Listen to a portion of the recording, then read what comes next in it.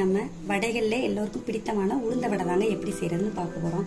இது கடையில் கிடைக்கிற வடை விடையுமே ரொம்ப டேஸ்ட்டாக வீட்டிலே ரொம்ப ஈஸியாக வாங்க எப்படி செய்கிறதுன்னு பார்க்கலாம்.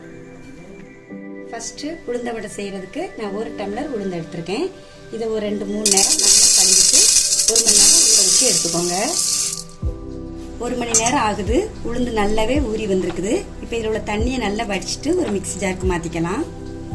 ஃபஸ்ட்டு இந்த உளுந்தை தண்ணி இல்லாமல் அரைச்சிட்டு அதுக்கப்புறம் கொஞ்சம் கொஞ்சமாக தண்ணி விட்டு அரைச்சிக்கோங்க. ஐஸ் வாட்டர் இருந்தால் அதை விட்டு அரைங்க. நல்ல மாவு ஸ்மூத்தாக பொங்கி அரைஞ்சி வரும்.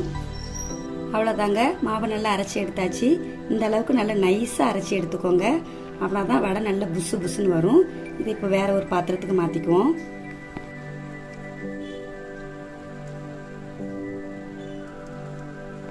இந்த மாவு அரைக்கிறதுக்கு நான் 1/4 டம்ளர் தண்ணி சேர்த்துருக்கேங்க.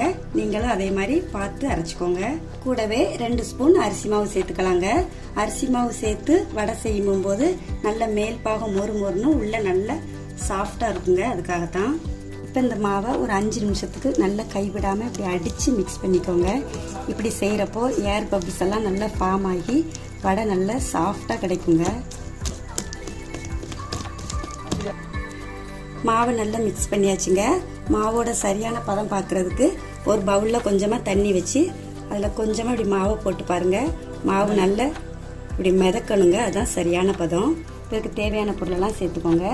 பொடிசாக கட் பண்ண ஒரு பெரிய சைஸ் வெங்காயம், சின்ன சின்னதாக கட் பண்ண ஒரு பச்சை மிளகாய், ஒரு சின்ன துண்டு இஞ்சியை கேரட் துருவதில் துருவி எடுத்துருக்கேன். அதையும் போட்டுக்கலாம். கூடவே பொடிசாக கட் பண்ணின மல்லி இலையும் கருவேப்பிலையும் சேர்த்துக்கலாம். கூடவே ஒரு 1/4 ஸ்பூன் மிளகுத்தூள். நீங்கள் இதுக்கு பதிலாக முழு மிளகுனாலும் போட்டுக்கலாம். நான் சின்ன பிள்ளைங்க இருக்கிறதுனால இப்படி பவுடர் ஆக்கி போட்டிருக்கேன். இப்போ லாஸ்ட்டில் இந்த மாவுக்கு தேவையான கொஞ்சமாக உப்பு. இப்போ இது எல்லாத்தையும் நல்லா கையாலே நல்லா மிக்ஸ் பண்ணி விட்டுக்கோங்க. மாவை நல்லா மிக்ஸ் பண்ணியாச்சுங்க. இப்போ வடைக்கு தட்டி எடுத்துக்கலாம். அதுக்கு ஒரு பவுலில் கொஞ்சமாக தண்ணி வச்சு கையை அப்படி நல்லா நனைச்சிக்கோங்க. நனைச்சிட்டு உங்களுக்கு எந்த சைஸ்க்கு மாவு வேணுமோ அந்த சைஸ்க்கு உருட்டி எடுத்து பாருங்கள். இப்படி கட்டை வரலால் ஒரு ரோல் போட்டு அப்படியே போட்டுருங்க. இப்போ இது மாதிரியே எண்ணெயில் போட்டு பொரிச்சு எடுத்துக்கலாம்.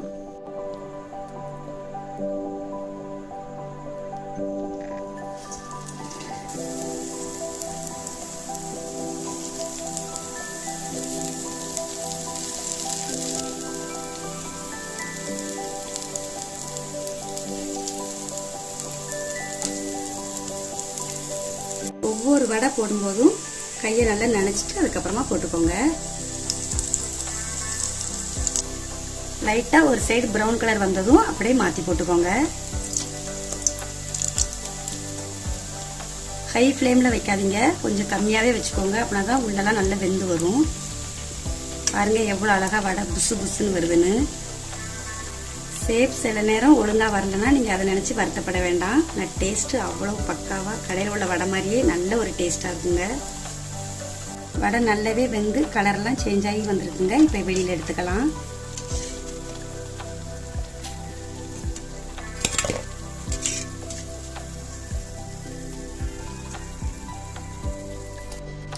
இதே மாதிரியே மிச்சம் இருக்கிற எல்லா மாவையும் போட்டு எடுத்துக்கலாம்.